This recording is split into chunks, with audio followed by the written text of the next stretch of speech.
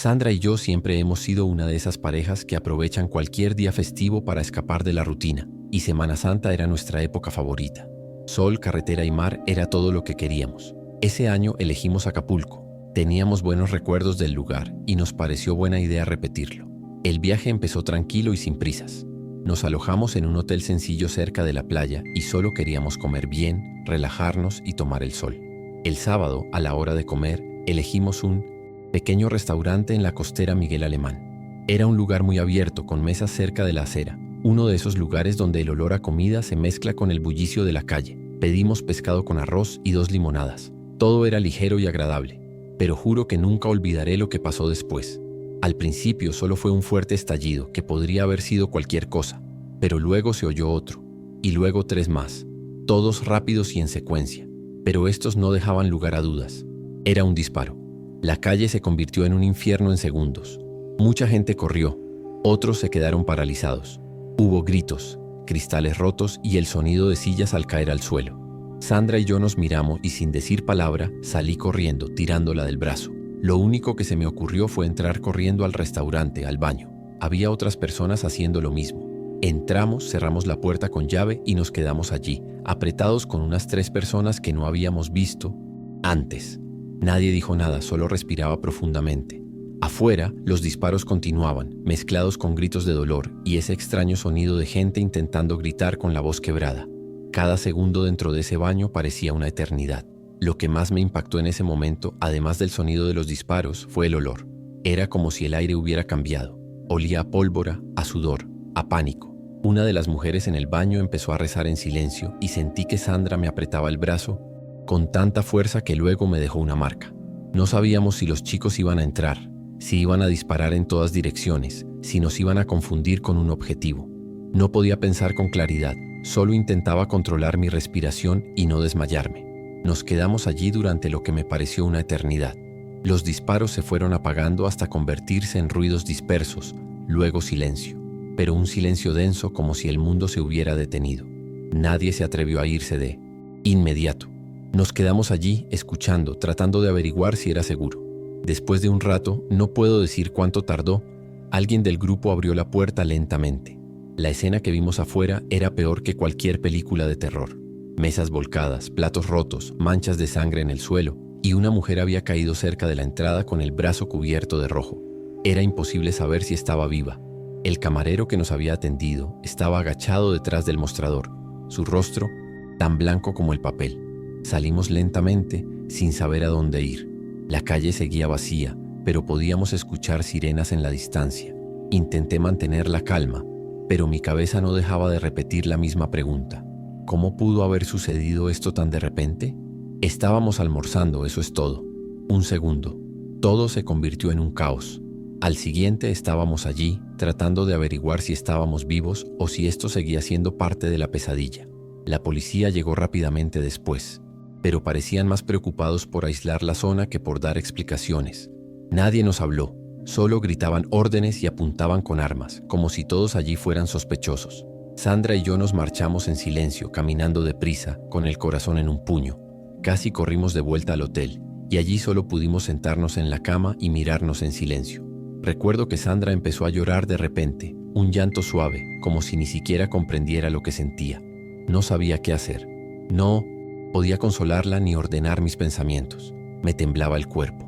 Tenía el estómago revuelto. Solo después me di cuenta de que me dolían las manos de tanto apretarlas. Intentamos fingir que el resto del fin de semana sería diferente, pero no fue así. El domingo, la ciudad seguía sintiéndose extraña, como si hubiera sufrido un terremoto invisible. La gente caminaba despacio. Algunas tiendas ni siquiera estaban abiertas. Y Sandra ya no quería salir de su habitación. Dijo que le dolía la cabeza, pero yo sabía que era miedo. Miedo a oír otro disparo, a estar en el lugar equivocado en el momento equivocado. Fui a comprar algo de comer y justo al pasar junto a una moto que pasaba a toda velocidad por la avenida, se me paralizó todo el cuerpo. Sentía las piernas temblorosas. Era como si los disparos volvieran a sonar, solo que dentro de mi cabeza. Nunca antes había sentido eso. La sensación de que el peligro seguía cerca, acechando, esperando el momento de volver. Regresamos a casa temprano el lunes, sin hablar mucho por el camino. La radio estuvo apagada todo el tiempo, e incluso el paisaje que normalmente nos animaba parecía gris. El viaje de regreso fue silencioso y pesado. En los días siguientes, cualquier ruido fuerte nos sobresaltaba. Bastaba con oír explotar un silenciador o a alguien gritando en la calle para sentir un escalofrío recorriendo mi espalda. Sandra, a quien siempre le había encantado la playa, empezó a decir que ya no quería viajar, ni siquiera a pueblos pequeños. La televisión se convirtió en su refugio. Pasaba horas viendo películas antiguas, preferiblemente tranquilas, con paisajes campestres y sin sonido. Y cada vez que alguien le preguntaba por el viaje, simplemente decía, fue tenso, y cambiaba de tema. Para mí, lo peor fue no recordar. Era lo que mi cuerpo hacía solo, como si hubiera grabado ese momento para siempre. Caminar por lugares con mucho ruido, gente hablando alto, motos pasando. Era casi insoportable. Sentí náuseas más, de una vez solo por estar en una plaza concurrida. Hubo un día que salí a comprar pan y tuve que volver corriendo porque pensé que iba a vomitar en medio de la calle. Empecé a evitar salir. Luego dejé de ir a eventos, incluso reunirme con amigos se volvió difícil. Nunca he tenido ataques de ansiedad, pero después de ese día cualquier ambiente similar al que vivimos en Acapulco me ponía en alerta máxima, como si el tiroteo estuviera a punto de comenzar de nuevo. Incluso intentamos buscar ayuda. Una amiga de Sandra me recomendó un psicólogo y fui a 2 sesiones. Pero la segunda, mientras intentaba explicar lo que había sentido, empecé a sudar y tuve que salir de la habitación. Fue como revivirlo todo. No era solo miedo, era una especie de alerta interna, como si mi cuerpo quisiera advertirme de que nunca volvería a estar realmente a salvo. Sandra siguió con la terapia un tiempo, pero también la abandonó. Decía que recordarlo le hacía más mal que bien, y quizás así fuera. Era como si tocar esa herida la hiciera sangrar de nuevo, y estábamos hartos de sangrar por dentro. Pasaron los meses, y nadie explicaba nunca qué había pasado realmente en ese restaurante. Algunos reportajes decían que era un ajuste de cuentas, otros que era una disputa territorial entre grupos, pero nadie lo sabía con certeza, y tampoco acudió ningún policía. Fue como si todo hubiera desaparecido, pero para nosotros no desapareció, permaneció. Permaneció en los sonidos que nos inquietan, en los recuerdos que surgen de la nada, en los lugares que evitamos. No había conclusión, no había respuesta, y eso es lo más corrosivo. Saber que la vida seguía como si nada hubiera pasado excepto para quienes la vivieron. Hoy en día ya nadie habla de ello. Parece que lo enterraron junto con los platos rotos de aquel restaurante. Pero a veces de repente huelo grasa en el aire y recuerdo aquella tarde. A veces oigo una moto acelerando y mi mano se cierra sola, como si necesitara volver a agarrar a mí. Sandra. Y ella también carga con eso, aunque no lo diga. Sigue viendo las mismas películas tranquilas y evita hablar de Acapulco. El otro día sin querer mencioné la playa y fingió no oírme. Y lo entendí. Ese fue el fin de muchas cosas para nosotros. Como si una parte de nuestras vidas se hubiera congelado en aquel baño cerrado, esperando la siguiente toma que nunca llegó. Pero lo que más me asusta no es lo que pasó. Es cómo terminó. Un segundo estábamos riendo, eligiendo la salsa para el 180 pescado. Al siguiente, estábamos rodeados de sangre y desesperación. Y luego, silencio.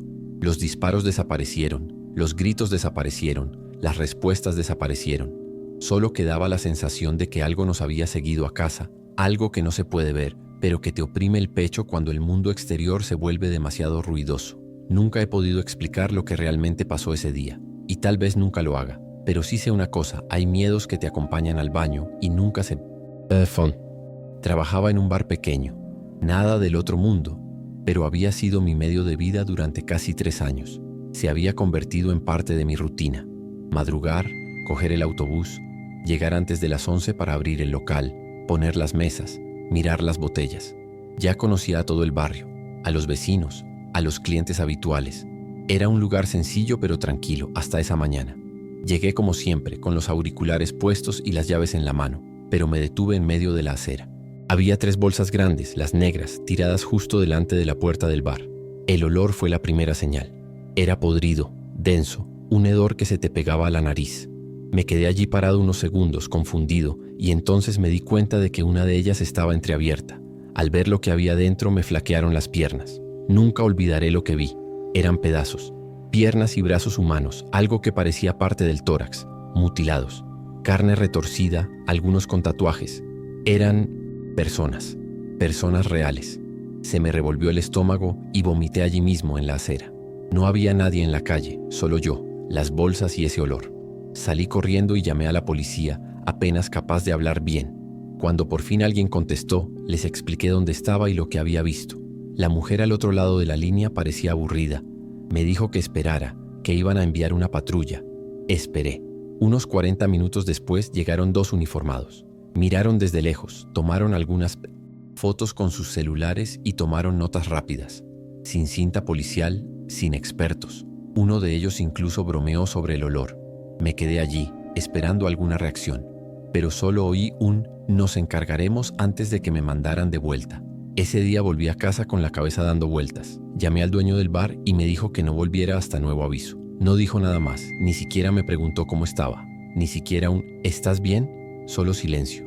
Al día siguiente pasé por allí solo para ver si alguien había hecho algo, pero parecía que no había pasado nada. Las bolsas habían desaparecido, el suelo estaba fregado, no había noticias en el periódico ni cinta policial. Me dio una sensación horrible, como si estuviera sola en una pesadilla que nadie más podía ver. Empecé a darme cuenta de que algo iba muy mal, de que tal vez me había topado con algo que no debía, y lo peor de todo parecía que nadie quería que hablara de ello, pero ni siquiera sabía qué contar, solo lo había visto, nada más.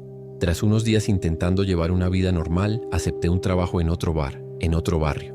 Quería olvidarlo todo, fingir que solo era un trauma aislado. Pero entonces empezaron las cosas raras. Un coche negro, siempre aparcado en la calle de atrás. Luego una moto, aparcada delante del edificio donde vivía, con el motor en marcha durante minutos sin que nadie se bajara. Pensé que era paranoia, pero empezaron a aparecer todo el tiempo. Días diferentes, horas al azar. Una noche, vi a un tipo parado al otro lado de la calle mirándome fijamente. Intenté seguirlo, pero desapareció. Empecé a ponerme nervioso, tenso al menor ruido. Dormí mal, cerré las ventanas con llave, evité salir después de las 8. Y aún así, la sensación de ser observado solo crecía. La gota que colmó el vaso fue una mañana cuando encontré una bolsa colgada del pomo de la puerta de mi apartamento. Era una simple bolsa blanca de supermercado. Dentro había un trozo de carne cruda, de esas que parecen músculo de res, pero con demasiados tendones. Y junto a ella un papel arrugado con letras rojas. Deja de contar lo que viste. Me quedé paralizada en el umbral. Se me cortó la respiración.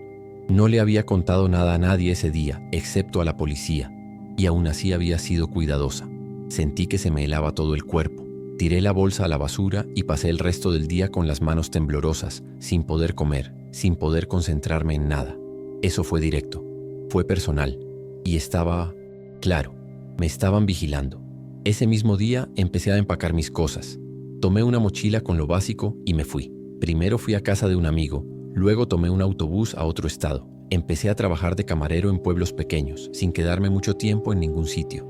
Cambié mi rutina todo el tiempo, evitaba caminar por las mismas calles, me cambié el corte de pelo, incluso cambié mi forma de hablar. Empecé a usar sombrero y me dejé crecer la barba.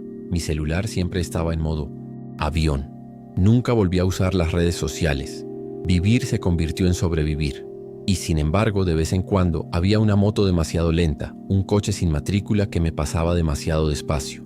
Cada cara extraña en la calle parecía analizarme. Ya no sabía qué era real y qué era. Mi mente se derrumbaba lentamente. Con el tiempo dejé de intentar explicarme lo que había visto o por qué estaba sucediendo.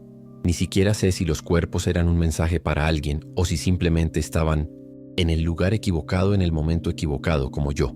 Lo que sí sé es que nadie quería que se recordara, y mucho menos que se hablara de ello. Y aunque nunca abrí la boca con nadie más que con la policía, me marcaron como si hubiera hecho algo, como si el solo hecho de presenciarlo fuera suficiente para ser borrado. Empecé a llevar una navaja en el bolsillo. Dormía en habitaciones que alquilaba por el día, siempre vigilando la puerta. Empecé a desarrollar hábitos extraños como medir el tiempo entre un coche y otro en la calle, memorizar señales, planificar rutas de escape cada vez que entraba en un lugar. A veces soñaba con las bolsas. Soñaba que las abría de nuevo, pero esta vez lo que veía dentro era mi propio brazo o la cara de alguien conocido. Me despertaba sudando, gritando, y luego me quedaba en completo silencio para ver si alguien de afuera me había oído. Nunca tuve el valor de contárselo a nadie. Intenté anotarlo todo en una libreta, pero siempre lo rompía antes de terminar. Parecía que con solo intentar expresarlo con palabras, las cosas se me volvían en contra. Hubo una vez que escribí la mitad de lo sucedido en un correo electrónico para mí misma, solo para guardarlo. Al día siguiente recibí un mensaje de un número desconocido. Te lo advertimos. No volví a abrir el correo. Nunca más. Mi vida se ha convertido en una serie de despedidas sin previo aviso. Nunca volví a tener un hogar de verdad. Nunca confié lo suficiente en nadie como para crear ningún tipo de vínculo. Cuando me preguntan de dónde soy, me lo invento. Cuando me piden mis redes sociales, digo que no las uso. Vivo como si estuviera disfrazado todo el tiempo, pero lo peor es que este disfraz se ha convertido en parte de mí. Incluso mi voz ha cambiado, incluso mi forma de caminar. Todo se ha convertido en una forma de supervivencia. He perdido la cuenta de cuántos lugares he vivido en los últimos 2 años, siempre con miedo de ser reconocido, seguido, vigilado, siempre pensando que en cualquier momento alguien llamará a mi puerta o me mirará fijamente en medio de la calle y dirá, sabemos quién eres. Hay días en que pienso que quizá reaccioné exageradamente, que quizá todo fue un trauma mal procesado, pero entonces ocurre algo insignificante. Una llamada de un número desconocido, una moto que pasa demasiado despacio, un sobre dejado bajo la puerta del hotel, y todo vuelve. La tensión, el miedo, la certeza de que aún me persigue. Nunca hubo una investigación, nunca hubo un informe. Y eso para mí es lo que más me duele, el silencio. Como si ese día nunca hubiera sucedido, como si esos cuerpos hubieran desaparecido del mundo, junto con la posibilidad de volver a tener una vida normal. A veces pienso que fue mi culpa, que quizá debería haberme dado la vuelta, fingir que no veía nada, seguir con mi vida como si esas bolsas fueran basura común. Pero no puedo borrar lo que vi, y la verdad es que no se lo dije a nadie. Aún así, no sirvió de nada. Quedé marcada de una forma que no entiendo, como si el solo hecho de estar allí me hubiera puesto en una lista invisible de la que ya no puedo salir.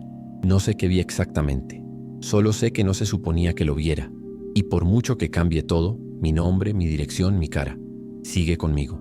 Un peso que nadie más ve, pero que me arrastra cada día. Hoy vivo en otro estado, con otro nombre, en un lugar donde nadie me conoce. Trabajo de noche, duermo de día y evito cualquier contacto con el mundo. Intento pasar desapercibido, pero nunca logro relajarme del todo. Cada paso en la calle es medido. Cualquier sonido extraño me detiene. Ya no sé qué es paranoia y qué es una amenaza real. Lo que sí sé es que desde ese día mi vida nunca volvió a ser la misma. Nunca hubo un final. Nunca hubo justicia. Nunca hubo una explicación. Solo hubo una advertencia, un miedo constante y este silencio que me sigue como una sombra que nunca desaparece. Y hasta el día de hoy vivo huyendo sin saber exactamente quién o qué es. Esta fue una de las cosas más raras que me han pasado en la vida, y la verdad es que todavía no sé si creer lo que vi o si mi mente me jugó una mala pasada. Todo empezó durante un viaje familiar a Acapulco. Salimos temprano, el coche estaba cargado, mis padres delante, mi hermano y yo detrás, y el ambiente era de esos desenfadados que uno espera en la carretera. Música, botanas y chistes malos. En un punto de la carretera decidimos parar en uno de esos puestos improvisados al borde de la carretera, donde hay puestos de fruta, refrescos y pan casero. Hacía mucho calor y mi madre quería comprar agua fresca. Fue entonces cuando vi a esa familia parada junto a una Suburban negra con el capó abierto.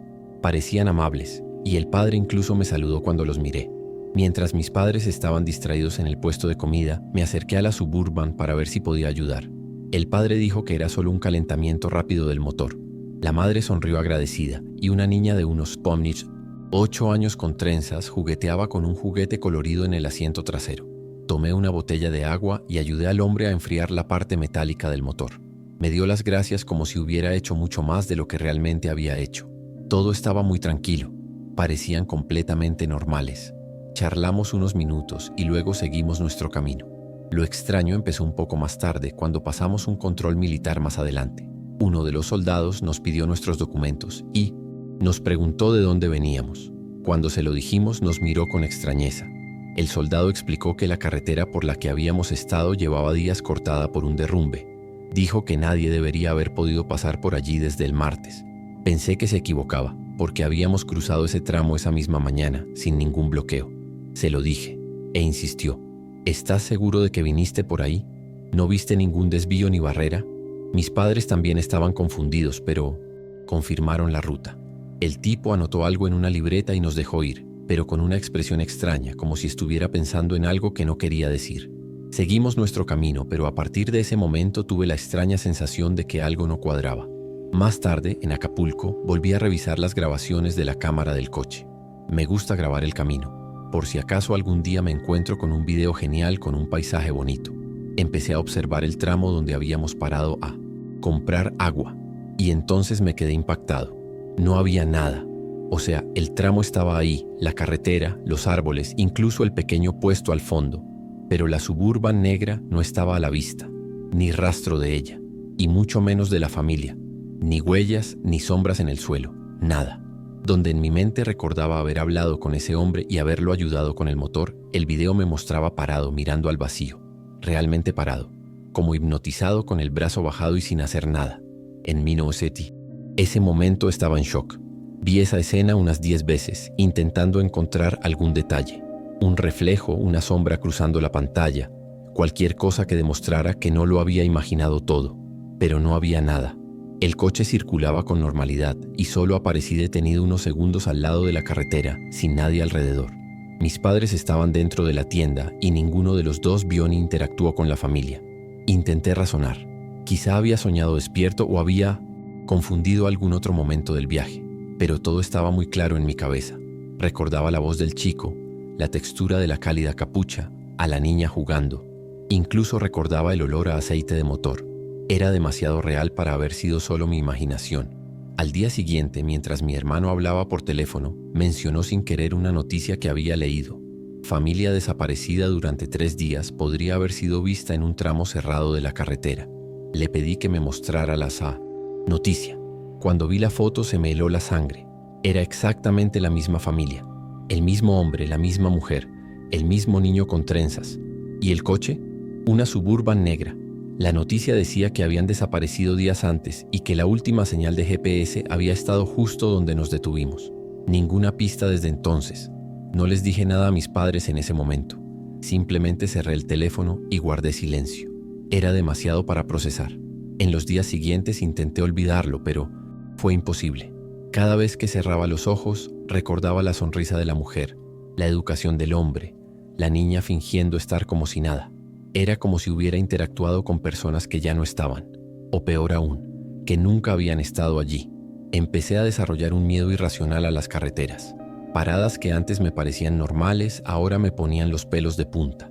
Cada vez que veíamos un coche parado en el arcén, aceleraba sin pensar. Y cuando vi una Suburban negra aparcada en 1960, una gasolinera en otro viaje semanas después, el corazón casi me dio un vuelco. Ni siquiera salí del coche.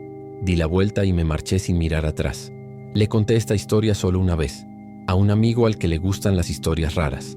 Al principio se rió, pensando que exageraba, pero cuando le enseñé el vídeo de la cámara y el artículo sobre la familia desaparecida, se quedó en blanco. Dijo que quizá había presenciado algo que no debía explicarse. Y así es exactamente como me siento hasta el día de hoy. No hay explicación, no hay lógica, solo me queda la sensación, esa presencia, ese momento congelado en el tiempo, como si me hubiera topado con algo que escapa a la realidad. Y lo más raro de todo es que a veces cuando conduzco solo, juro que veo fugazmente la misma Suburban negra siguiéndome a pocos metros de distancia, pero cuando vuelvo a mirar, ya no está. Nunca volví a conducir con calma después de eso. Cambié de coche, actualicé la cámara e incluso cambié mi estilo de conducción, intentando evitar las autopistas con menos tráfico. Pero la incomodidad persistía. Cualquier punto de la carretera con poca gente me ponía en alerta. Y sobre todo nunca más volví a pararme en el arcén de ninguna carretera. Ni para ayudar, ni para estirar las piernas. Pasé de largo.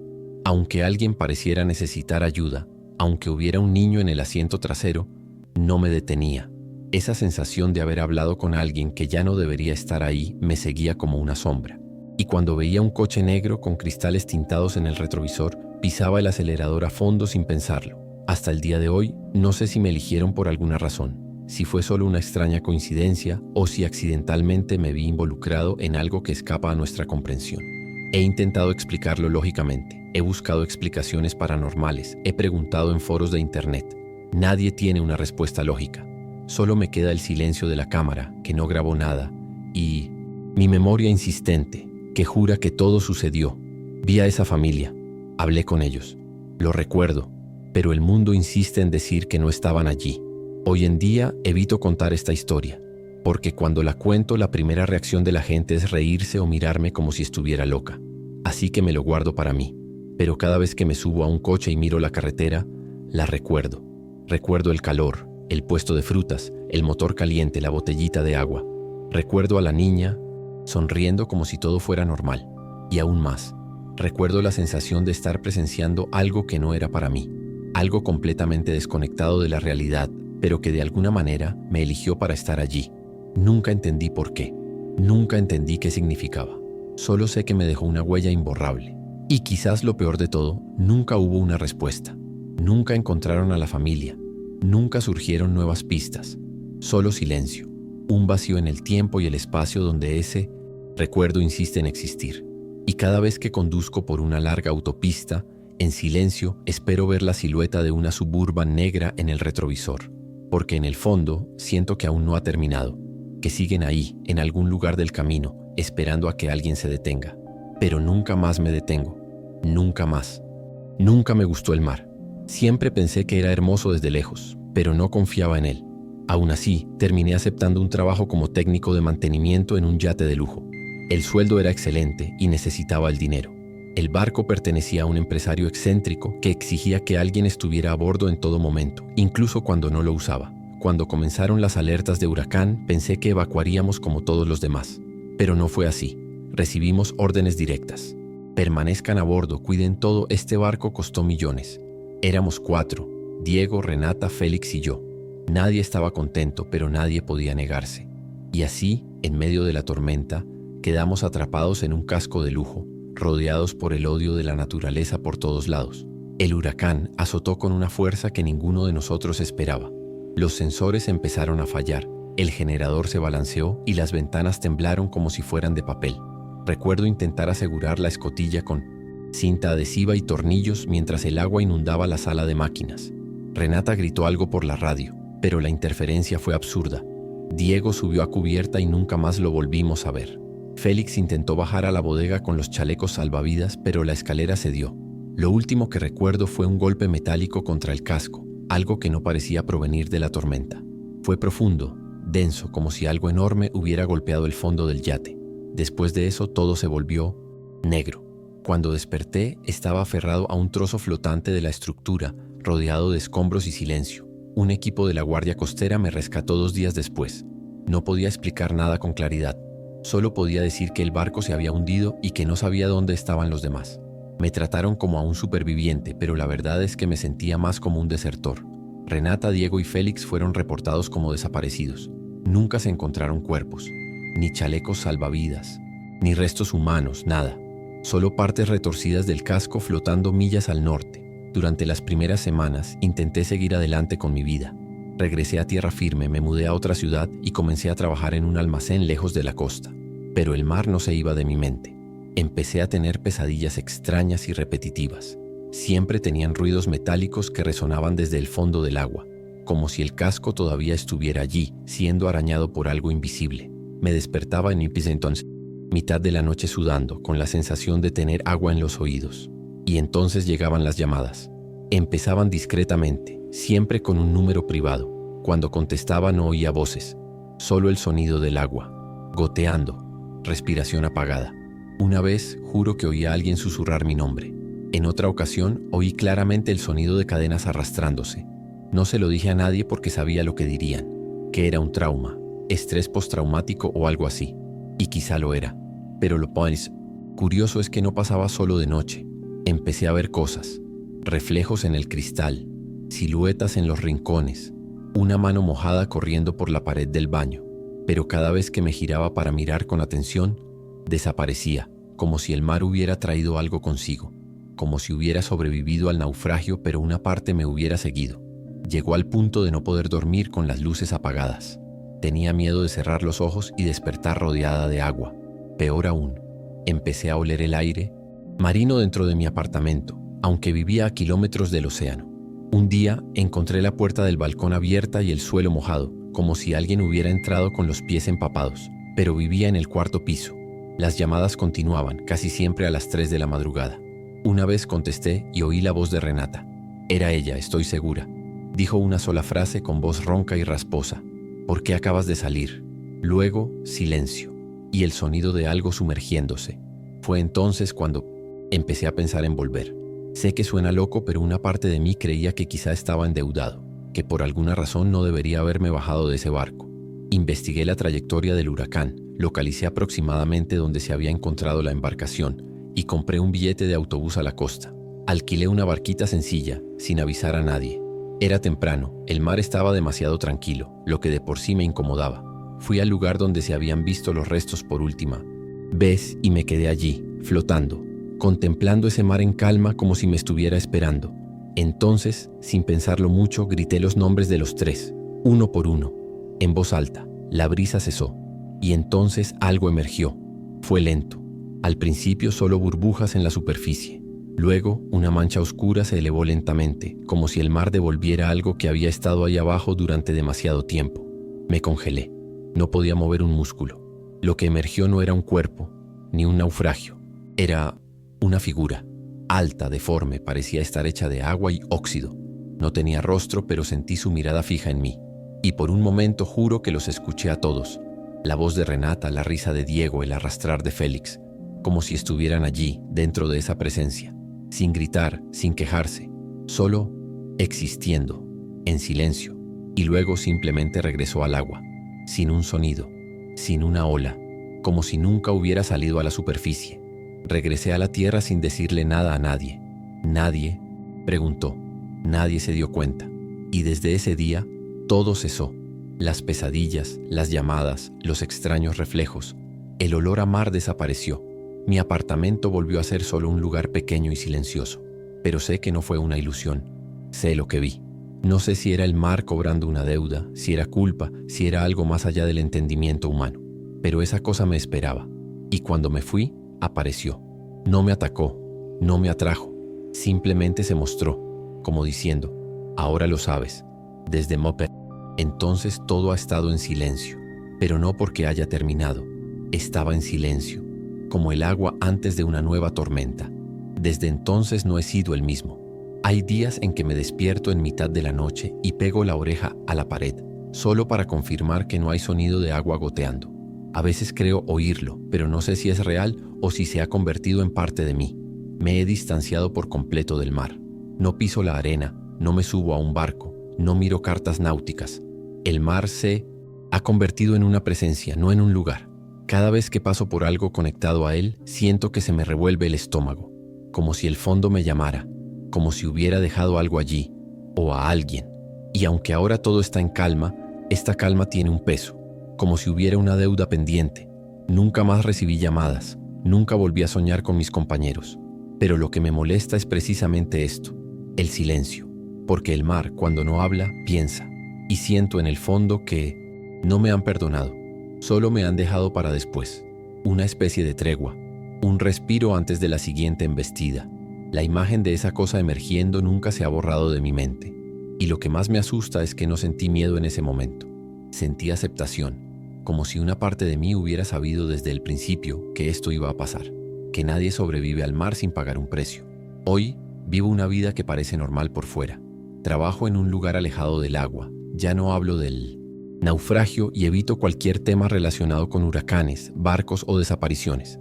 La gente piensa que lo he superado, que tuve suerte, que fui fuerte, pero sé que nada de eso es cierto. Simplemente me salvé, por ahora.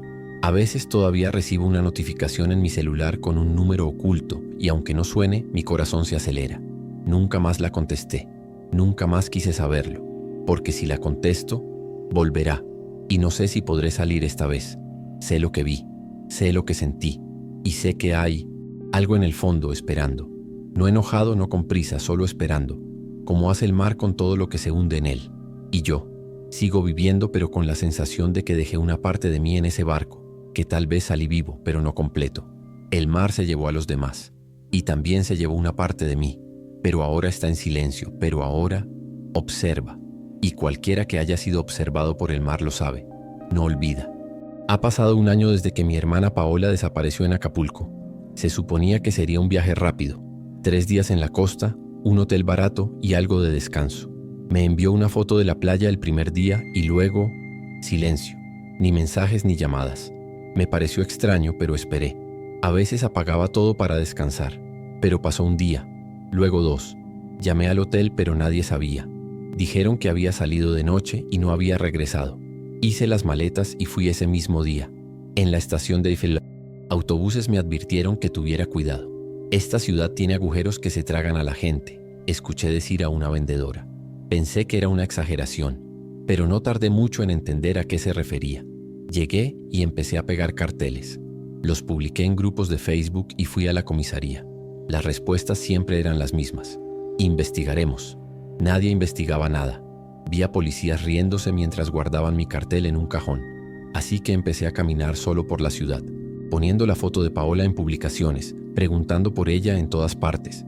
Y entonces empezaron las llamadas. Al principio eran silenciosas.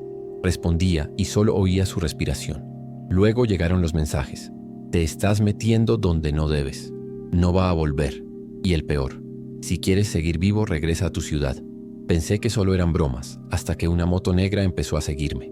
Siempre era la misma. Se detenía donde yo me detenía. Aparecía de la nada y luego desaparecía, lentamente.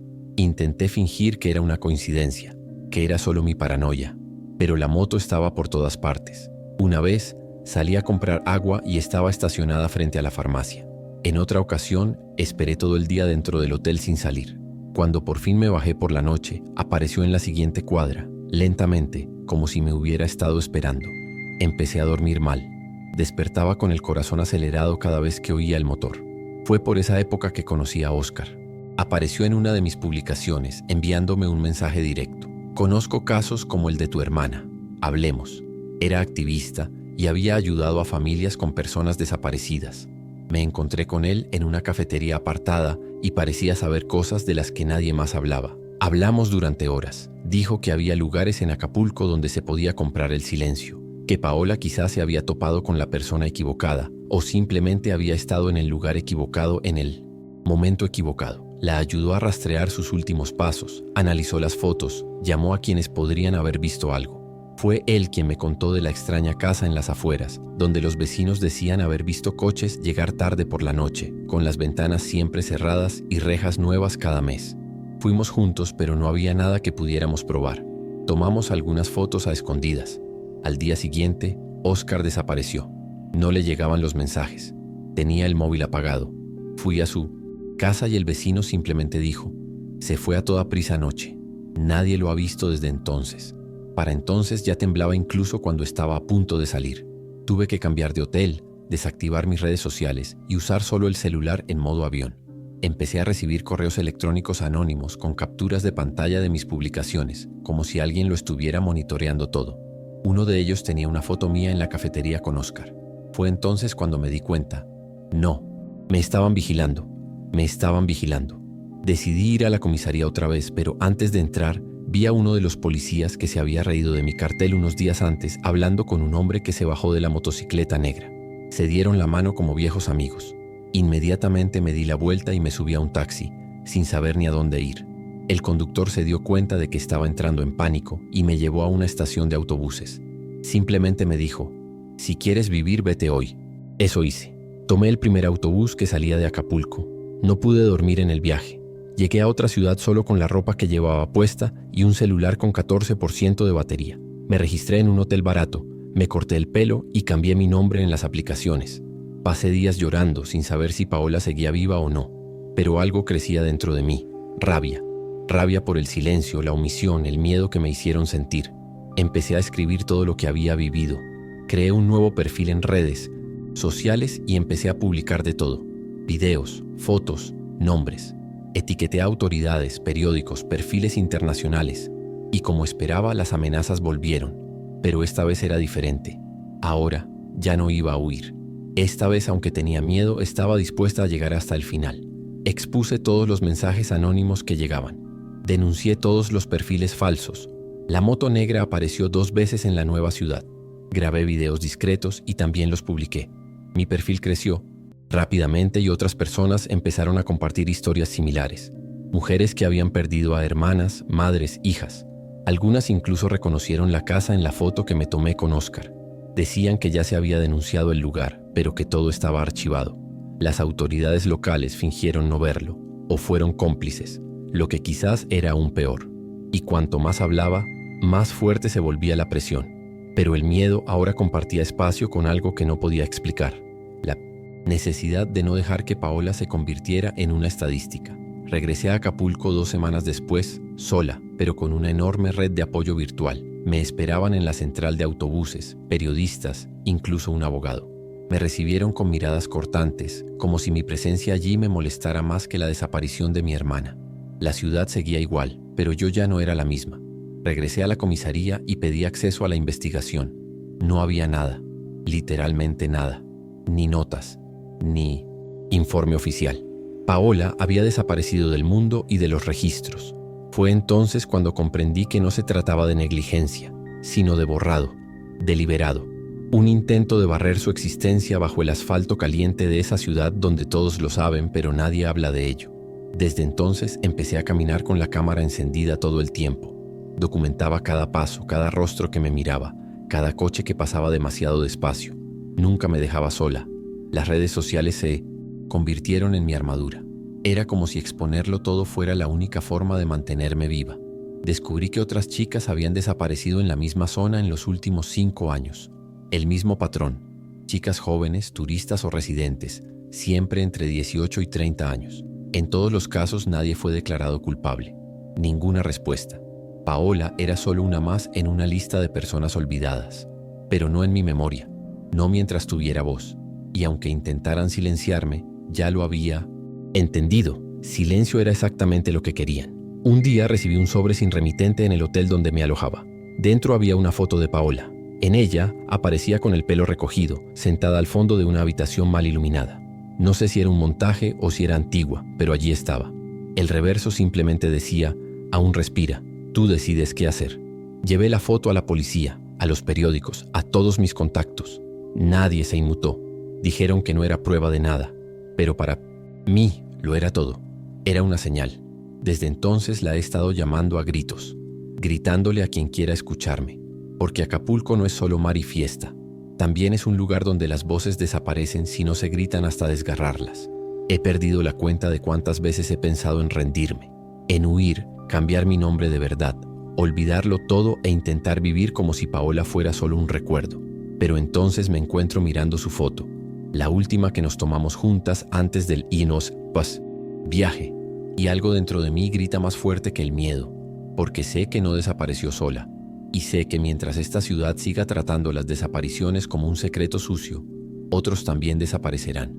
A veces pienso que Paola fue solo el principio, que me mostró un agujero mucho más profundo. Y ahora que he visto el fondo ya no puedo fingir que no existe. Lo que me impulsa a seguir es la certeza de que si me callo, ganarán. Y no voy a darle a nadie la satisfacción de eso. Acapulco tiene 2 caras. Una es la que aparece en las postales. La otra es la que observa desde los callejones, donde el sonido de las motocicletas es más fuerte que las sirenas, donde la policía hace la vista gorda y los carteles son arrancados al amanecer. Esta segunda cara es la que intentó tragarme, la que se llevó a mi hermana, la que persigue a quienes hacen demasiadas preguntas. Pero aún sabiendo esto sigo aquí, alzando la voz, denunciando, recordando su nombre. Paola no será olvidada. Y si algo me pasa algún día, que quede constancia. Lo intenté. Grité. Y si la ciudad silencia a los débiles, que aprenda a lidiar con quienes ya no temen morir para no dejar que la verdad desaparezca también. Se suponía que sería solo un viaje rápido al supermercado. Mi madre había olvidado la leche y me pidió que la comprara, aunque eran casi las 10 de la noche. La tienda estaba a 2 cuadras de casa, en una calle oscura, pero que conocía bien. Tomé mi mochila y mis auriculares y me fui. Compré mis compras, me fui tranquilamente, y fue en el camino de regreso que todo sucedió. Primero escuché el sonido de los motores, luego las luces altas que venían en sentido contrario, iluminándolo todo como si fuera de día. 3 camionetas grandes, negras, con las ventanas oscuras, sin placas. Antes de que pudiera entender qué estaba pasando, comenzaron los disparos. Y no fueron solo 1 o 2, fue una ráfaga. El tipo de sonido que te hace temblar el pecho. Me detuve.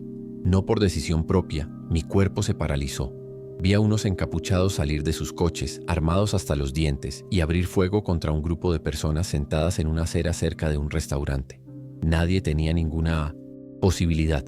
Gritaron y corrieron, pero fue inútil. Uno de ellos cayó casi a mi lado. Tuve ganas de correr, pero resbalé y acabé tirándome al suelo, arrastrándome debajo de un coche aparcado. Y allí me quedé, sin poder respirar bien, con la cara pegada al asfalto, viendo pasar botas sucias a centímetros de mi cara. Uno de ellos se detuvo junto al coche, escupió al suelo y dijo algo que no entendí. Luego hubo más disparos. Y luego, silencio. Un silencio denso, roto solo por el sonido de los motores de los camiones apagándose. Me quedé debajo del coche otros 10 minutos paralizado. Estaba seguro de que volverían, o de que alguien me vería allí y sería el siguiente. Cuando por fin me armé de valor para salir, las piernas apenas me respondían. Vi los cuerpos en el suelo. Algunos seguían moviéndose lentamente, como si intentaran comprender lo que acababa de pasar. Pero nadie gritaba. Era como si incluso la desesperación tuviera miedo. Volví a casa sin mirar atrás. Entré en silencio. Escondí la bolsa y fui directo a mi habitación. Mi madre pensó que actuaba de forma extraña, pero solo dije que estaba cansado. Pasé la noche despierto, atento a cualquier ruido exterior, pensando que alguien llamaría a mi puerta en cualquier momento. 2 días después recibí el mensaje, de un número desconocido en WhatsApp. La frase era corta: sabías callarte, eso está mejor. Me quedé paralizada. No se lo había dicho a nadie, ni siquiera a mi familia. No había ido a la policía ni avisado a mis vecinos. Y aún así, ellos lo sabían. Sabían que los había visto. Sabían que estaba allí. Borré el mensaje y bloqueé el número, pero ya era demasiado tarde. A partir de ese día todo cambió. Empecé a ver gente mirándome fijamente durante demasiado tiempo en la calle. Un coche blanco con los cristales tintados empezó a aparecer con frecuencia cerca de mi casa. Un hombre en el mercado me tocó el hombro y me dijo sin mirarme: sigue así, eres inteligente. Después de eso dejé de salir de casa. Solo iba a la escuela cuando no podía faltar, e incluso entonces empecé a evitar hablar. Me volví invisible. No porque quisiera, sino porque era la única manera de seguir viva. Sentía que cualquier palabra equivocada podía volver a ponerme en el punto de mira. No era solo el miedo a los hombres de la camioneta, sino el miedo a quienes los conocían, a quienes podrían protegerlos o fingir que no los veían. Había demasiada gente en silencio como para que fuera una coincidencia. Era como si todo el pueblo supiera de su existencia, pero nadie se atreviera a comentar. Me daba asco. Me hacía sentir que el aire era más denso, que cualquier paso en falso podía enterrarme junto con quien cayera esa noche. Empecé a vivir en modo fantasma. Corté el contacto con todos los que no fueran de mi familia. Cambié mis hábitos. Empecé a salir solo de día, e incluso entonces miraba atrás cada 10 pasos. Al principio pensé que exageraba, que era un trauma, pero luego aparecieron más señales. Alguien metió un papel doblado en la mochila del colegio. Decía: ¿todavía lo recuerdas? No tenía nombre ni firma. Eso era todo.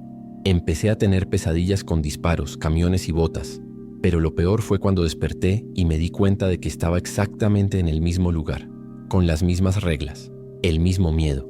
Vivir así se volvió rutinario, y el silencio que me protegía empezó a asfixiarme. No tardé mucho en darme cuenta de que toda la ciudad funcionaba así, como si hubiera una capa invisible de pose, reglas de las que nadie habla, pero que todos siguen. Los bares cierran temprano los días impares, algunas tiendas abren con las puertas entreabiertas y los vecinos evitan asomarse a las ventanas por la noche. Un día vi pasar una patrulla justo después de oír disparos a 3 calles de mi casa. Los policías ni siquiera redujeron la velocidad, simplemente pasaron de largo, fingieron no haber oído nada. Eso fue lo que más me asustó, darme cuenta de que el silencio era parte del sistema. No era miedo aislado, era aceptación. Estaba rodeada de supervivientes que habían aprendido a no cuestionar, a vivir como sombras. Hubo un día en que intenté escribirlo todo, una diatriba, una historia para mí, algo que me quitara ese peso de encima. Escribí 3 páginas detallando lo que vi, cómo me sentí, qué pasó después. Al día siguiente, el cuaderno había desaparecido de mi cajón. Solo 5 personas viven en mi casa, y nadie admitió haberlo revisado. Cuando le pregunté a mi madre, me miró asustada y dijo: olvídalo. Fue entonces cuando realmente lo comprendí. Estaba sola en esto, y cualquier intento de romper el silencio podía tener un precio. Vivir en paz ahora significaba desaparecer lentamente, dejar de ser vista, dejar de ser recordada. A veces me sorprendo pensando en cómo se ha convertido mi vida, una versión descolorida de lo que solía ser. Tenía planes, amigos, sueños sencillos como salir una noche cualquiera o responder un mensaje sin pensarlo 2 veces. Hoy, todo está calculado. mi tono de voz, mis pasos, incluso la ropa que uso. Me he convertido en alguien que observa pero no interactúa, que camina por las calles como si pisara vidrios rotos. Y lo peor es darme cuenta de que ya nadie me ve. Me he vuelto invisible incluso para quienes me conocen. Presienten que algo anda mal, pero no preguntan. Porque en el fondo saben que preguntar también es peligroso. He pensado en irme, empezar de cero en otro lugar, con otro nombre, otra vida. Pero el miedo lo acompaña. Y también la duda. ¿Podré liberarme de esto o ya formo parte de este silencio? Porque aquí todos han aprendido que los más fuertes no son los que gritan, sino los que sobreviven en silencio.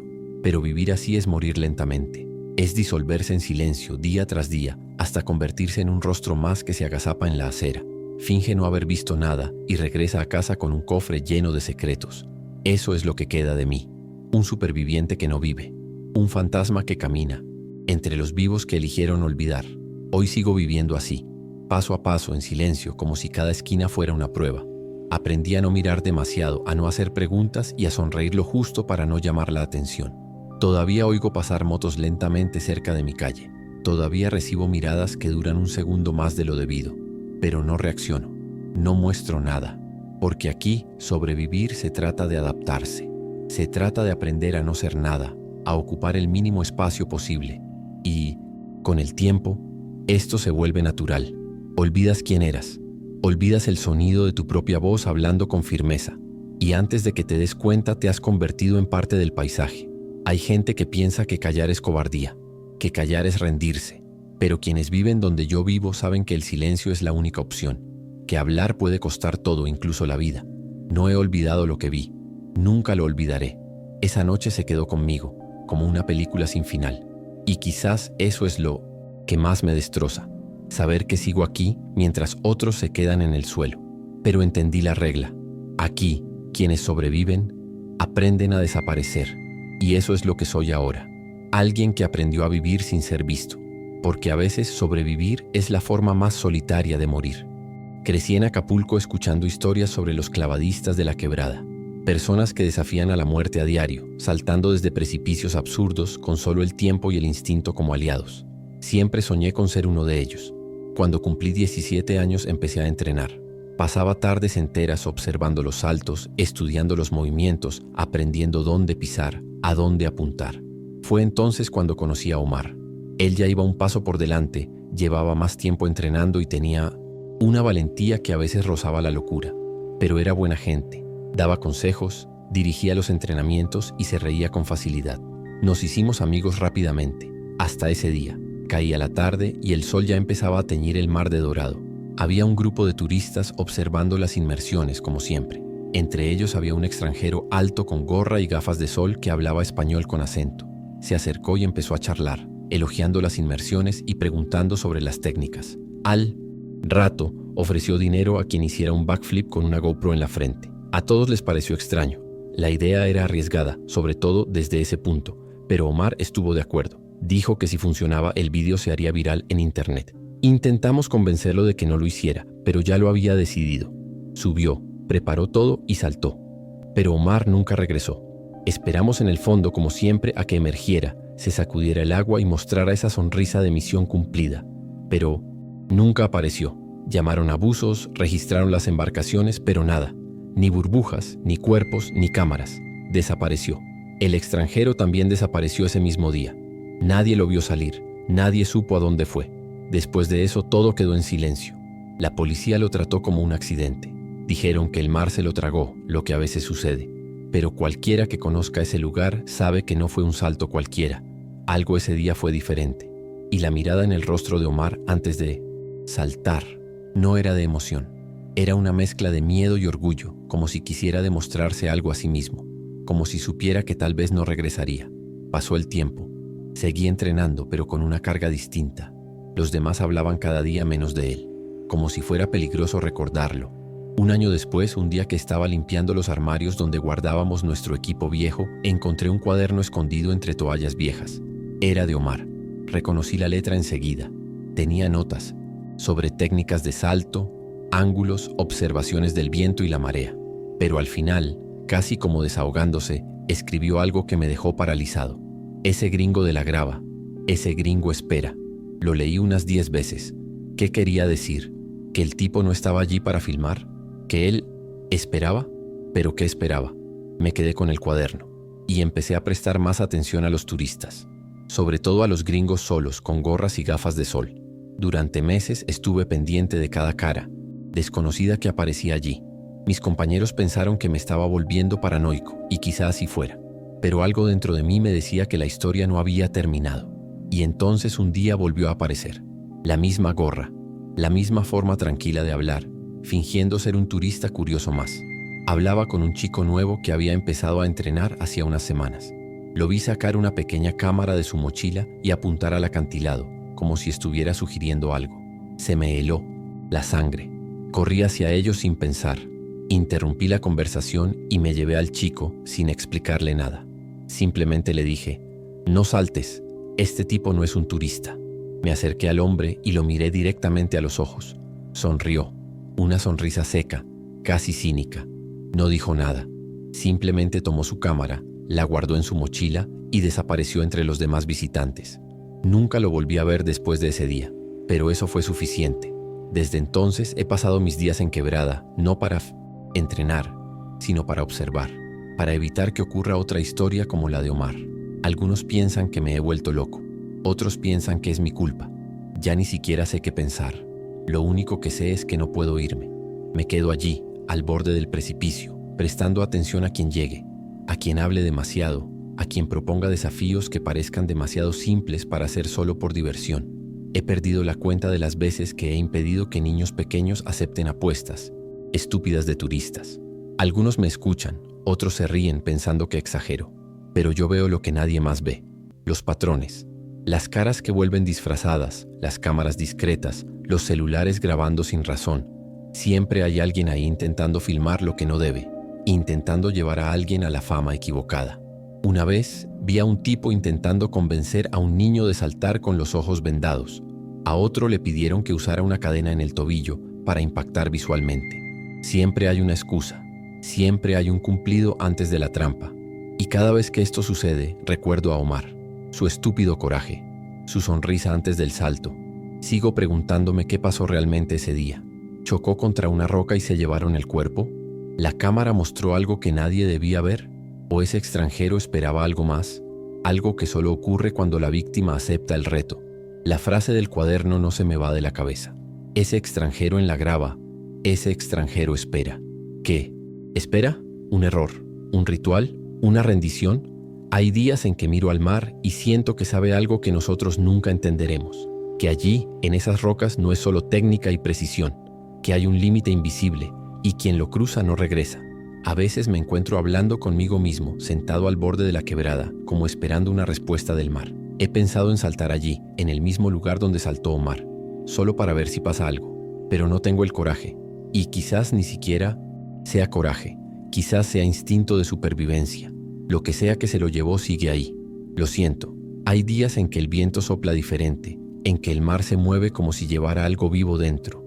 Y cuando veo a un joven preparándose para saltar, siempre pienso: ¿y si es el hoy?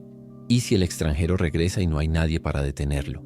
La quebrada sigue siendo un espectáculo. Los turistas aplauden, toman fotos y pagan para ver a hombres lanzarse al vacío. Pero pocos saben que detrás de ese espectáculo hay historias que nadie cuenta. Personas que desaparecieron, personas que fueron olvidadas. Yo no olvidaré, no puedo, y mientras tenga aliento me quedaré aquí, sentado atento con un ojo puesto en el acantilado y el otro en el público, porque sé que un día volverá, y cuando regrese lo estaré esperando. Esta vez no para correr tras él, sino para detenerlo antes de que otro desaparezca sonriendo. Algunos me llaman loca, otros dicen que solo soy una persona traumatizada, anclada en el pasado. Pero nadie vio lo que yo vi. Nadie escuchó el sonido seco del mar cuando el cuerpo de Omar no regresó. Nadie encontró ese cuaderno escondido con una frase que parecía una advertencia. Desde ese día todo ha cambiado. Y no importa cuánto tiempo pase, todavía hay algo dentro de mí que se congela cuando escucho un acento extraño pidiendo algo fuera de lo común. Podría ser solo una coincidencia, podría ser solo un trauma. Pero ¿y si no lo es? ¿Y si Quebrada se ha convertido en el escenario de algo que se repite, siempre disfrazado de desafío? No sé qué busca ese extranjero. No sé si es adrenalina, si es poder o si es algo que no podemos entender. Pero sé que está esperando. Y mientras espera, yo vigilo, porque si nadie recuerda a Omar, yo sí, y mientras lo hagan no lo tomaron por nada. Cada salto que logro detener, cada niño que escucha mi advertencia, es una oportunidad para no repetir la misma historia. La quebrada me enseñó que la supervivencia no siempre se trata de saltar a la perfección. A veces se trata de saber cuándo retroceder, y por eso me quedé, para ser la voz que dice no vale la pena cuando todos solo quieren ver el salto.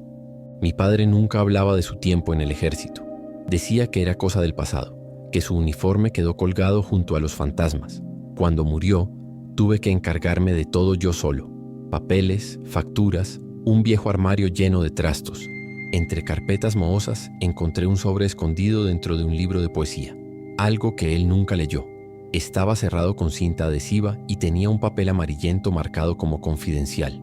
Pensé que era una exageración de alguien nostálgico, pero lo cielo, abrí. Dentro había documentos militares de los años 70, todos sellados, con términos que solo conocía de los libros de historia. Operación limpieza, transferencia no autorizada, finalización en vuelo. Los leí y releí intentando comprender. Las palabras eran secas y técnicas, pero dejaban claro lo que se escondía tras ellas. Ejecuciones. Personas arrojadas desde aviones al mar, con su destino final registrado solo como mar territorial. Eran vuelos de la muerte, algo que creía que solo había ocurrido en Argentina y Chile. Pero allí estaba ante mis ojos, con nombres y lugares mexicanos. Entre los papeles uno me llamó la atención. Una hoja manuscrita, como el borrador de una confesión. Era de alguien llamado Luis R. Gómez. Decía, no hay redención para lo que hicimos en pie de la cuesta. Y luego, una lista de fechas, coordenadas y nombres borrados con bolígrafo negro. Mi corazón se aceleró. Sabía que había encontrado algo que no debía. No pude dormir esa noche. Cada hora volví al sobre como si fuera a cambiar su contenido. Busqué en internet y encontré vagas menciones de Pie de la Cuesta como base militar durante la Guerra Sucia, pero casi nada concreto. La mayoría de los artículos eran cortos, con frases genéricas. Otros ya habían sido borrados. Fui al cuartel más cercano y fingí estar interesado en los registros históricos, pero me miraron como si hubiera preguntado algo peligroso. Así que decidí ir a Pie de la Cuesta por mi cuenta. La base, ahora abandonada, seguía en pie, vieja, corroída por la sal y rodeada de silencio. Encontré habitaciones vacías, archivos destruidos, paredes garabateadas con fechas y códigos. En el viejo hangar, detrás de un panel roto, encontré otra página con la misma letra. Nunca debí aceptar esa misión, pero todos tenemos miedo de decir que no. Regresé a casa con las palmas sudorosas y la cabeza dando vueltas. No se trataba solo de un hallazgo histórico. Era un secreto que aún ardía. Reuní todo en una carpeta. Los papeles de mi padre, la carta del tal Gómez, las fotos que había tomado en la base. Planeaba escanearlo todo y enviárselo a los periodistas. Pero al día siguiente, cuando salí a imprimir los archivos, encontré mi coche forzado. No se habían llevado nada, pero en el asiento del copiloto había un sobre con 2 palabras. Basta ya. No tenía firma, solo una hoja en blanco. Eso me dejó paralizado. No le había contado a nadie sobre el descubrimiento. Nada de publicaciones, nada de conversaciones fuera de casa. ¿Cómo lo sabían? ¿Quién me vigilaba? Guardé todo, encerrado en una caja metálica, y me quedé allí durante horas mirando al techo, tratando de averiguar si valía la pena continuar. Durante los siguientes días empecé a sentir que siempre había alguien demasiado cerca. Un coche aparcado demasiado tiempo en la esquina. Un hombre mirando demasiado el supermercado. Un timbre anónimo suena en mitad de la noche. No tenía pruebas, pero mi cuerpo reaccionaba como si lo estuvieran persiguiendo. Me despertaba con la garganta seca, empapado en sudor frío, soñando con gente cayendo del cielo y desapareciendo en el mar. Una noche salí al porche a tomar el aire y vi a alguien de pie en la acera, mirando fijamente mi ventana. Cuando encendí la luz, se dio la vuelta y se subió a un coche negro sin matrícula. Eso me destruyó. Todo lo que tenía que hacer era temer. Todo lo que tenía que hacer era ser justo y sacar la verdad a la luz. Solo era un civil. No tenía armas, ni protección, ni un nombre. Influyente. Todo lo que tenía era un puñado de hojas que podían matarme. Fue entonces cuando decidí destruirlo todo. Fui a un terreno baldío, tomé la caja con todos los documentos y le prendí fuego. Papel a papel. Incluso la carta de Luis R. Gómez se convirtió en cenizas. Filmé mentalmente cada llama como si fuera mi despedida de la verdad. Dolía, porque sentía que traicionaba a mi padre, traicionaba la memoria de los desaparecidos, de los arrojados al mar como basura. Pero sobrevivir se volvió más urgente que denunciar. Borré todas las fotos de mi teléfono, tiré las copias de seguridad, borré el historial, las cuentas, incluso el correo electrónico alternativo que había creado. Esa noche dormí por primera vez en semanas, pero desperté con un nuevo peso, el peso de alguien que sabe pero no puede decirlo. Intenté seguir con mi vida como si nada hubiera pasado. Volví a mi rutina, evité pensar en el tema y bloqueé cualquier notificación relacionada con política o historia. Pero olvidar es más difícil de lo que parece. Cualquier mención de la guerra sucia me ponía en alerta. Un nombre, una fecha, un lugar, todo era un detonante. Empecé a evitar incluso las conversaciones sobre el pasado del país. Me convertí en alguien que cambia de tema rápidamente, que ríe a regañadientes, que se calla cuando algo me molesta. Vivir con miedo es una forma de silencio que lo traga todo. El orgullo, la ira, el recuerdo. Me convertí en una especie de superviviente que no sufrió directamente, pero que carga con el trauma de haberse acercado demasiado al fuego. A veces me pregunto por qué mi padre lo guardaba. Nunca decía nada, jamás dejaba escapar una sola pista. Era callado, seco, el tipo de hombre que parecía estar en guerra consigo mismo. Quizás guardó esos papeles por culpa. Quizás esperaba que alguien como yo, más joven que él, hiciera lo que él no tuvo el valor de hacer. Y lo intenté. Por un tiempo lo intenté, pero descubrí que hay secretos que no están enterrados, están vivos. Y cuando los tocas, salen a la luz y exigen un pago. Hoy entiendo que la justicia no siempre es posible. A veces todo lo que puedes hacer es sobrevivir y recordar en silencio, porque incluso recordar en algunos lugares es una amenaza. Intenté distanciarme de Pie de la Cuesta, pero en mi mente estoy allí casi todos los días. La base abandonada, la hoja amarillenta con la confesión, el eco de un pasado que nunca desapareció del todo. A veces paso por lugares turísticos y veo familias sonriendo, sin saber que hace años aviones despegaron con gente viva y regresaron vacíos.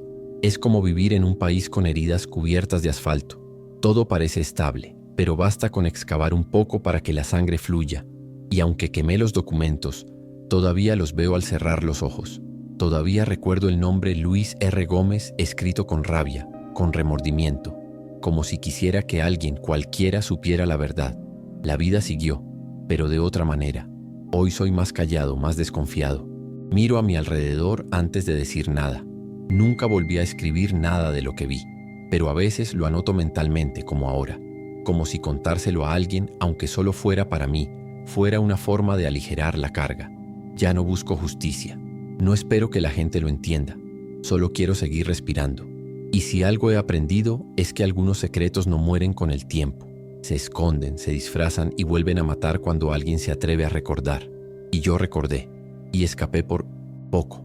Hoy, cuando me preguntan por mi padre, solo digo que sirvió a su país y luego se convirtió en empresario. Evito los detalles. Evito las fechas. Guardé un solo recuerdo suyo en un sobre vacío.